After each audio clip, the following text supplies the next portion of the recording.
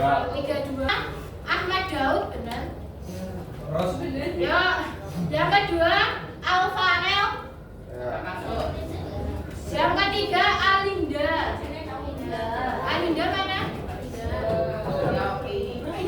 Yang keempat Alizatul Fata. Keluar. Keluar kemana? Sholat. Sholat. Yang kelima Aulia Alindi. Yang keenam Aurelia. Itu apa? Mana weh? Terus Aizara Salsabila. Terus Dian. Dian lagi terawih. Fauzi. Fawas.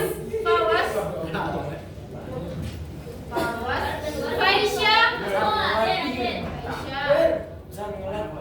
Hanif Adnan. Kelas berapa kenapa bingung? Hanif Afrizal. Hasan Abdurrahman. Irna Aulia. Kausar Aulia. Keruzia. Kevin. Sudah. Ini udah kelas atau tidak sekolah? Sudah kelas. Kelas atau sekolah? Kelas. Kelas. Laila Aura. Lingga. Lutfi. Muhammad Gabriel. Muhammad Rafi. Raihan.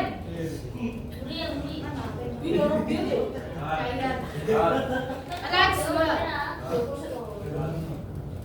Rizky. Sila. Siti. Terakhir materinya tentang apa? Kemarin kita sama Mbak PPA membahas tentang teks berita, ya teks berita. Terus kemarin aja waktu membahas teks berita disuruh ngapain? Suruh kerjain. Disuruh ngerjain penulis teks. Enggak, disuruh pakai Penulis apa? teks berita. Sekarang kita mengulas lagi mengenai unsur intrinsik cerita pendek. Mesti kalian udah nggak asing sama cerita pendek toh? Kalian dari SMP sampai SMA mesti ada pelajaran-pelajaran ini. Untuk siang hari ini tujuan pembelajarannya adalah peserta didik diharapkan mampu menganalisis unsur intrinsik dari sebuah cerpen. Jadi kalian setelah dikasih materi nanti, kalian disuruh menganalisis cerpennya ya. Gampang, cerpennya pendek kok. Cuma satu ya. Terus, yang pertama langsung ke materinya, pengertian cerpen. Kalian pecah kemana? Yang pertama. Karya sastra yang bersifat fiksi. Ya, terus. Menurut KBBI, Buat amat.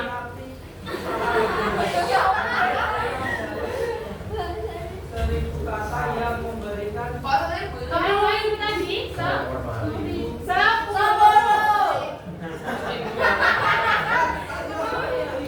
sepuluh hikmah dari titik. memberikan kesan sumber yang Kerja kemana? Ya, yang pertama salah satu karya sastra yang bersifat fiksi. Kalian tahu arti fiksi itu apa? Artinya fiksi. Tidak nyata. Ya, tidak nyata, tidak logis, khayalan. Jadi itu cuma khayalan. Beda kalau kemarin kalian mempelajari teks berita itu bersifat fakta kan? Atau teks argumentasi kan di discussion ini ada teks argumentasi itu juga fakta. Terus yang kedua memiliki arti kisahan pendek kurang dari 10.000 kata. Jadi cerpen itu maksimal itu 10.000 kata. Kalau lebih dari 10.000 kata itu bisa disebut dengan novel. Kalian tahu novel toh? Tahu. Contoh novel yang kalian suka apa? Enggak Dilan kok ya, selain Dilan. Apa? Masa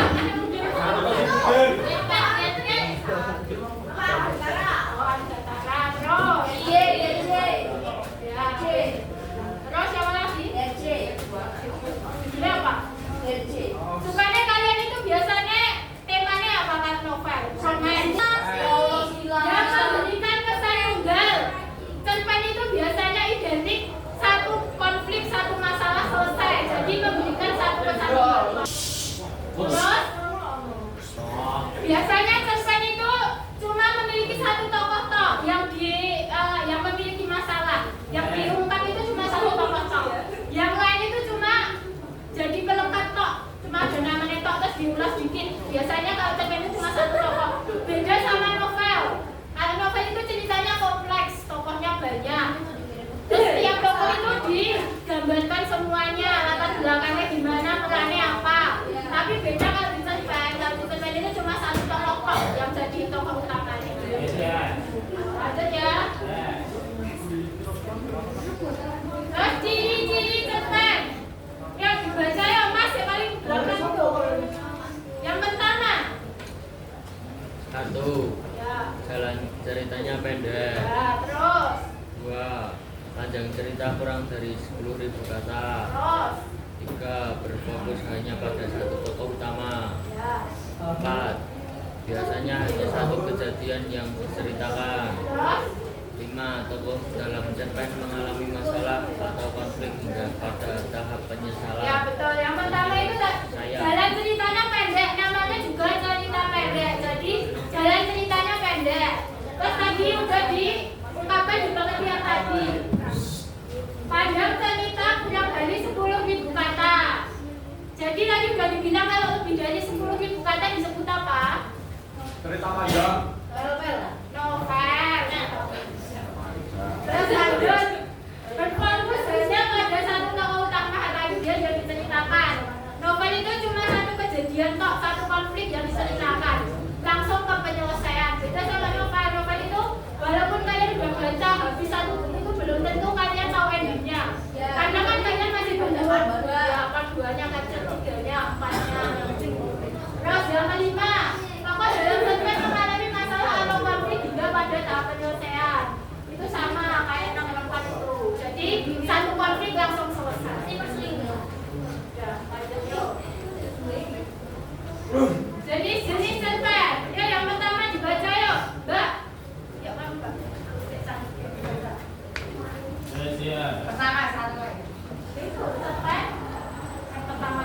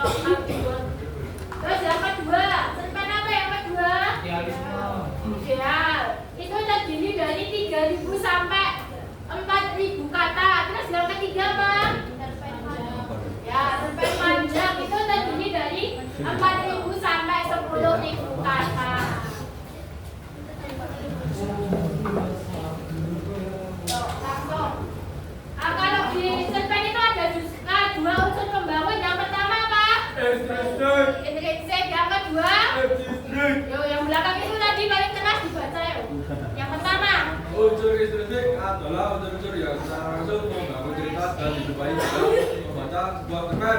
Ya, terus yang kedua, Unsur ekstrinsi adalah unsur yang ada di luar cerpen. Unsur ekstrinsi secara tidak langsung mengaruhi latar belakang penulisan suatu cerpen. ya, kalian udah tahu pasti kalau ini tuh berarti identik dari dalam, sedangkan X itu identik dari luar. Jadi kalau unsur intrinsik itu unsur-unsur yang secara langsung membangun cerita dan dijumpai jika membaca sebuah cerpen. Jadi kalian kalau membaca cerpen itu pasti udah tahu unsurnya itu ada di dalamnya, situ udah pasti. Terus yang kedua unsur ekstrinsik. Tadi X itu berarti dari luar, yaitu unsur yang ada di luar cerpen.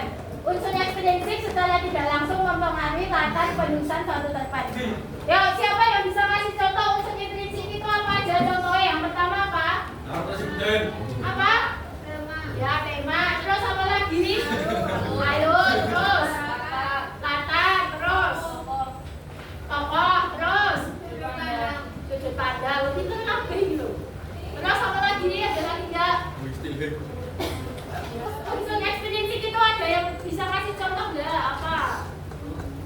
Rehan Bu. Rehan yang mati. Itu.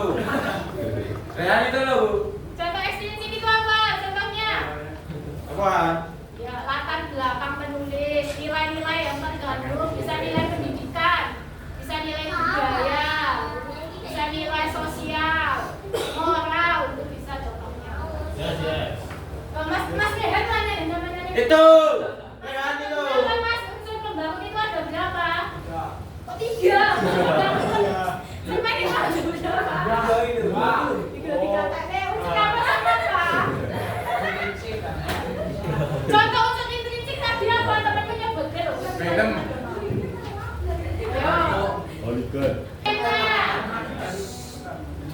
Kema itu gagasan utama yang menjiwai seluruh cerita.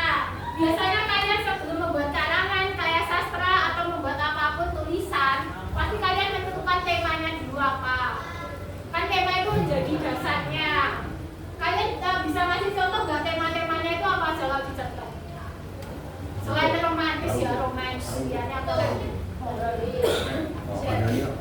Itu kan contohnya temanya kan ada pencintaan romans, terus kepahlawanan, ada budi pekerti, kemanusiaan, kan ada religi juga ada. Biasanya kalau religi itu berhubungan dengan apa? Agama. Ya, agama. Terus yang kedua, alur atau plot. Ya Mbak bisa dibaca. Tuh, alur atau plot dibaca ayo. Alur atau plot jalan cerita yang mempunyai hubungan secara akibat dalam setiap rangkaian peristiwa atau bersifat kronologis. Berdasarkan waktunya alur dibagi menjadi 3 yaitu alur maju atau alur progresif. Terus ada alur mundur atau berbalik sama alur sambungan. Ya, makasih. Terus tadi kan yang kedua dan yang pertama sudah ada tema, yang kedua ada alur atau plot. Itu jalan cerita yang mempunyai hubungan sebab akibat. Jadi kalau ada sebabnya pasti ada akibatnya. Dalam setiap rangkaian peristiwa atau bersifat kronologis. Kalian tahu artinya kronologis itu apa?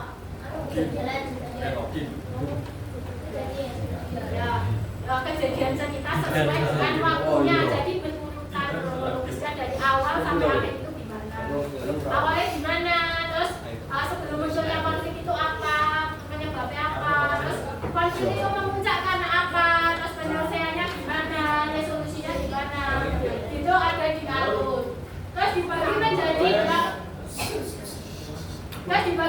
3. Yang pertama alur maju atau progresif.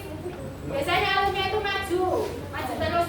Sekarang ini termasuk alur maju. Terus yang kedua alur mundur atau alur balik. Biasanya itu menceritakan pada zaman dahulu. Biasanya ada ciri katanya menggunakan kata pada zaman dahulu, dahulu kala. Itu berarti alurnya apa? Kalau menggunakan kata pada zaman dahulu, alurnya apa? Mantap. Terus ada alur campuran. Kalau alur campuran itu gabungan antara maju dan mundur. Seperti Naruto Shippuden. Yang ketiga ada latar. Yang Mbak dibaca Mbak tolong. Latar. Rizky Dava. Latar. Rizky Dava. Dan suasana latar dalam sebuah cerita dibagi menjadi 3 yaitu latar tempat, latar waktu, dan latar suasana. Ya, betul. Latar itu pijakan sebuah cerpen atau keterangan yang berhubungan dengan waktu, tempat, dan suasana. Latar dibagi menjadi 3. Yang pertama itu ya Mas, latar tempat itu pengertiannya apa? Bisa kasih tahu nggak? Apa? Ya, betul. Kalau latar tempat itu menggambarkan lokasi terjadinya cerita itu di mana. Terus yang kedua latar waktu. Kalau latar waktu itu pengertiannya apa? Menjelaskan tentang apa? Waktu. Ya, kapan terjadinya cerita itu, peristiwa itu terjadinya kapan. Terus yang ketiga itu latar suasana. Kalau latar suasana yang terjadi di cerita itu apa aja? Bisa kasih contoh nggak Kak, suasana itu apa aja? Mencekam, terus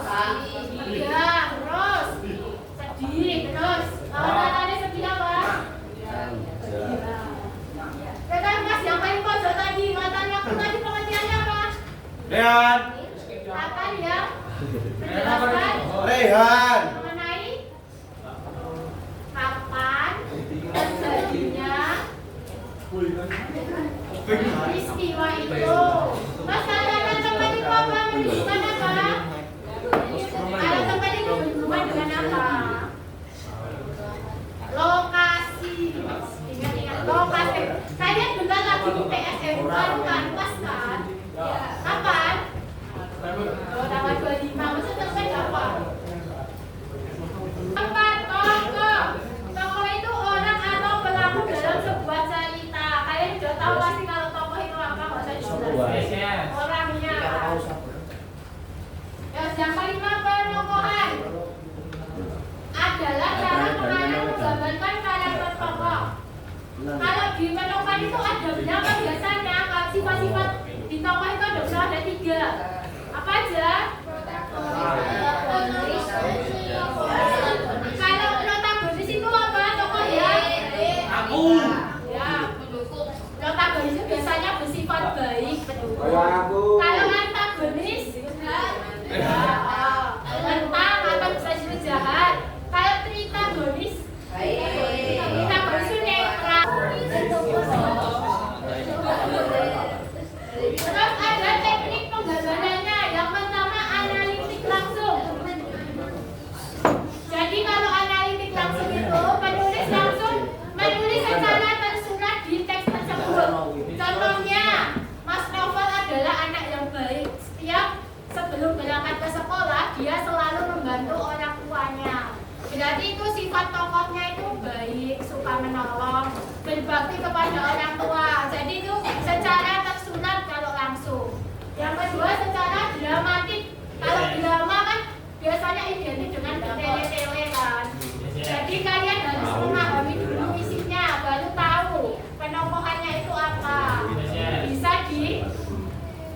Bisa digambarkan dari deskripsi, bisa dari pikiran tokoh lain, bisa dari dialog tokoh dengan tokoh yang lain. 6. Amanat. Yang dibaca apa Mas? Amanat adalah jadi setiap cerpen itu pasti ada manfaat buat pembacanya, yaitu ada di amanat. Amanat itu pesan yang ingin disampaikan penulis kepada pembacanya. Amanatnya itu bisa digunakan pedoman untuk kehidupan sehari-hari. Jadi ada manfaatnya kalau membaca cerpen itu, bukan cuma buat hiburan toh, tapi juga ada manfaatnya. Terus yang ke-7 yaitu sudut pandang. Sudut pandang.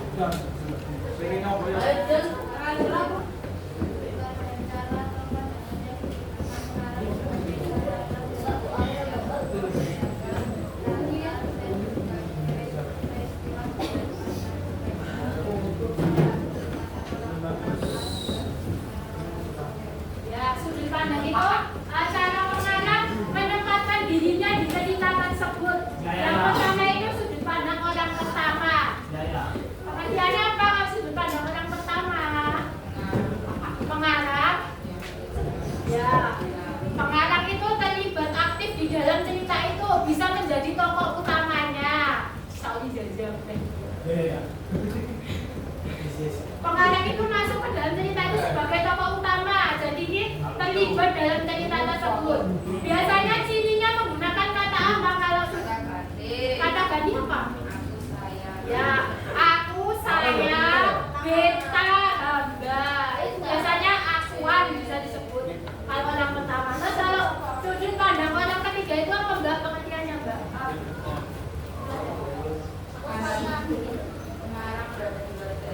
Ya, pengarang bisa menjadi pengamat. Jadi tidak terlibat langsung dalam cerita, tapi sebagai pengamat seolah-olah tahu jalan ceritanya, tapi tidak terlibat langsung. Biasanya ciri katanya menggunakan apa, kata ganti apa? Ya, iya, dia, nama, ganti orang, nama orang biasanya. Kami juga bisa. Mas yang belakang yuk. Yang paling belakang tadi kalau orang pertama ciri katanya menggunakan kata ganti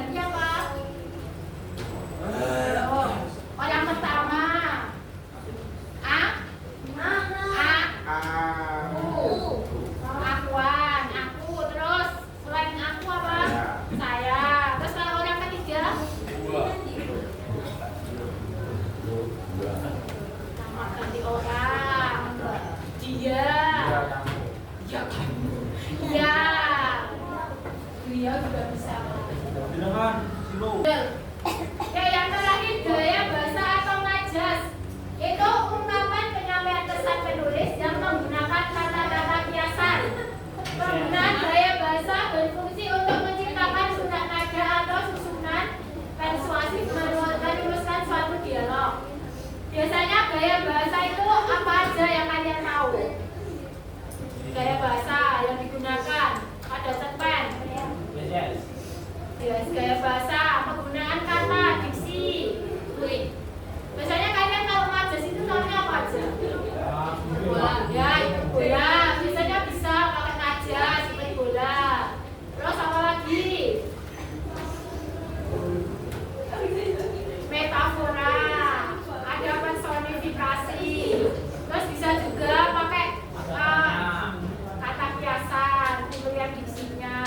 Bisa menggunakan kata-kata sehari-hari, kalimat sehari-hari kayak kamu bisa berbicara sama temenmu. Biasanya terpendek enggak formal. Ya hitung 1 sampai 6. Dan pilih sendiri yang enggak mau hitung. Pilih temenmu duit enggak? 5. Satu apa 5 ya? Iya, kamu satu sini sama cewek sama mbak ya. Kalau enggak mau dia tugasnya dalamnya apa itu? Yang cewek gitu ya.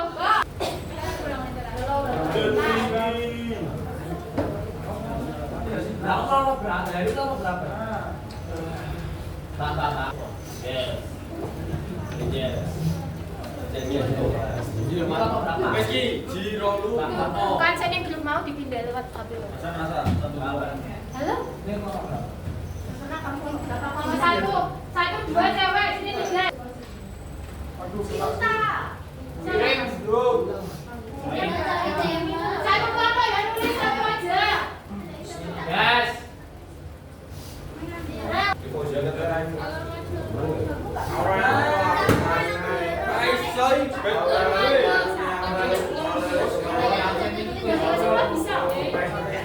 Bisa nggak Mas? Ayo. Bisa. Pengen di mana? Ayo sini mana kertasnya? Nulis sok.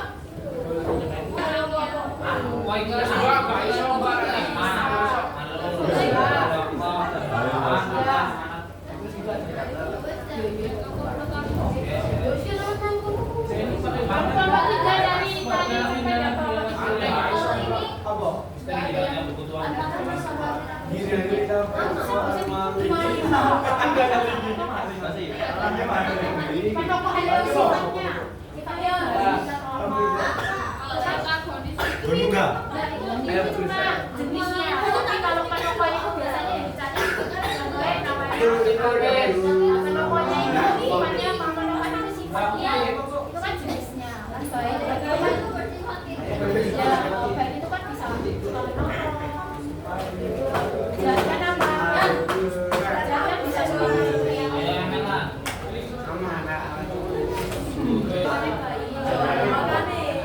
Ulu ke mayune.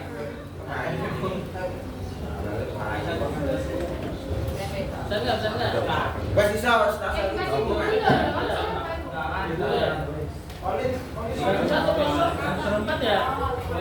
Tiga masih kira kanggo.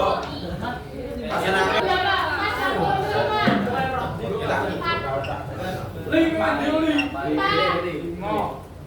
Ligane gitu. Mas, ini di kelompok Yang cowok itu 3, 4 juga.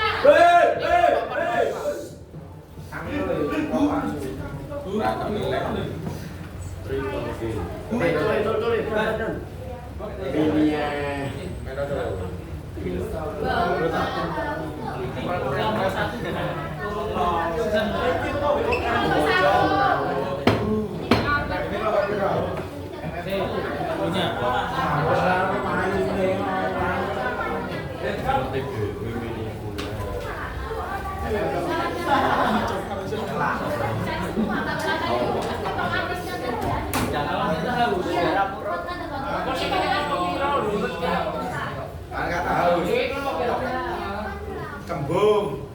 Papa. Lah ya ora. Oke,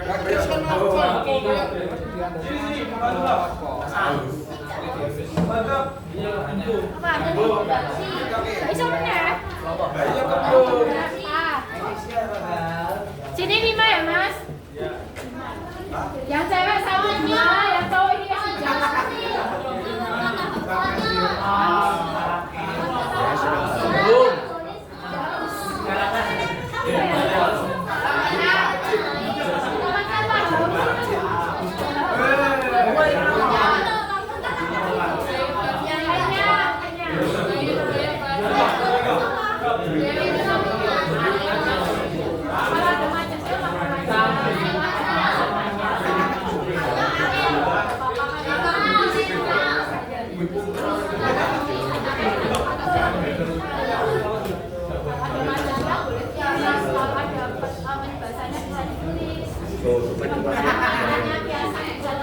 Contohnya kalau mencuri dalam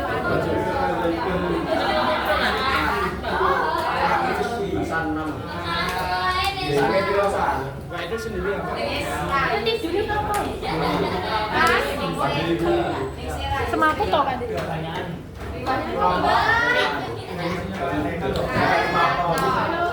Hasan kelompokmu dong.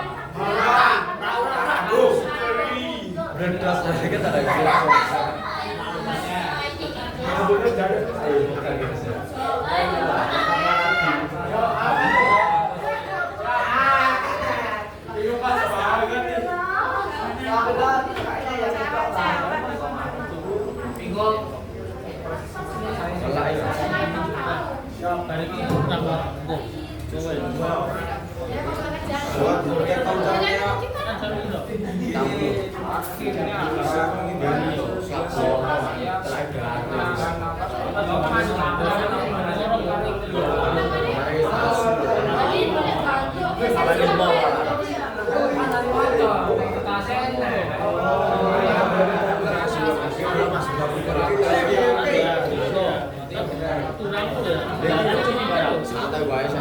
Saya mikir ya. Saya mikir lagi.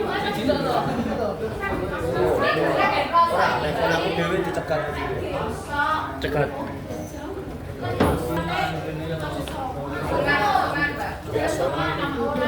Yo gini kasih. Iya. Angin main ngomong harus nulis. Anak-anak.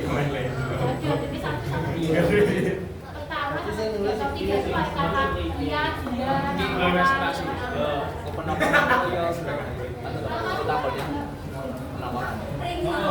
Kenapa penampilannya ya,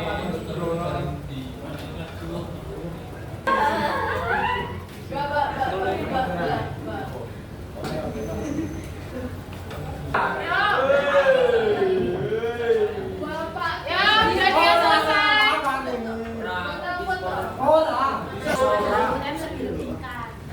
Komunikasi loh itu.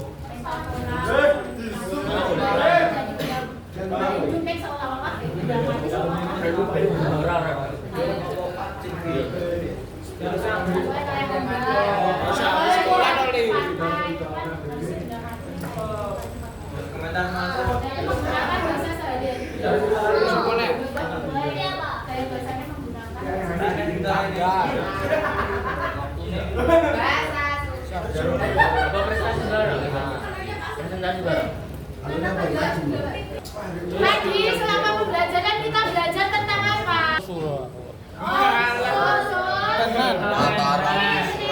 Cerita pendek. Macam-macam cerita pendek tadi ada berapa?